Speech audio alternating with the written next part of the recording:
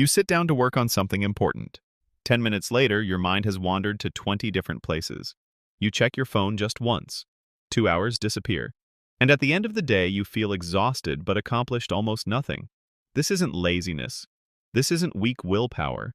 Your brain is working exactly as it was designed to, just in the wrong environment. And almost nobody tells you the real reason you can't focus anymore.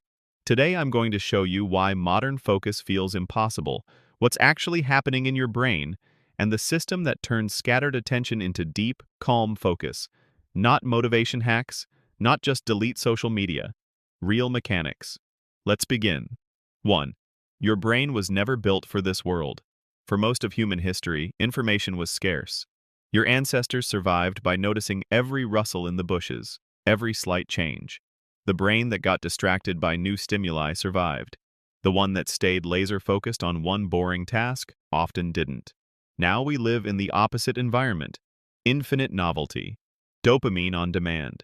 Your brain is still using the same ancient hardware, but the software of modern life is flooding it. Every notification, every tab, every new video is hijacking the exact system meant to keep you alive. No wonder focus feels painful. 2. The myth of multitasking. Your brain doesn't actually multitask.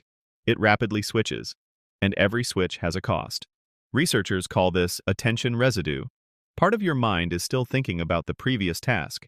This residue destroys deep work.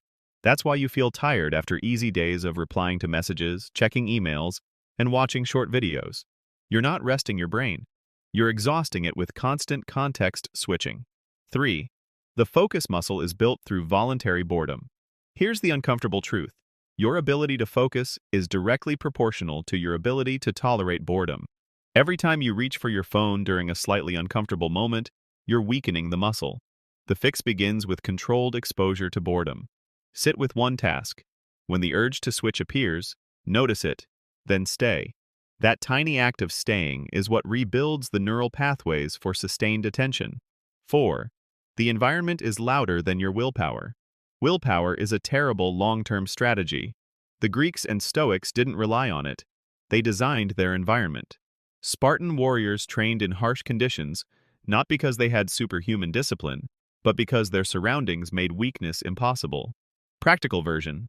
One workspace. No phone in sight. Noise-blocking headphones with only focus music. Clear ritual before deep work. Your environment should make focus the default path. 5. The 90-minute focus cycles. Your brain naturally works in ultradian rhythms. Roughly 90 minutes of high focus, followed by 20 minutes of lower energy. Fighting this rhythm with willpower is inefficient. Working with it is powerful. Study or work for 90 focused minutes, then take a real break. Walk, stretch, no screens. Most people crash because they try to force 4-hour marathons. 6. The identity shift that actually works.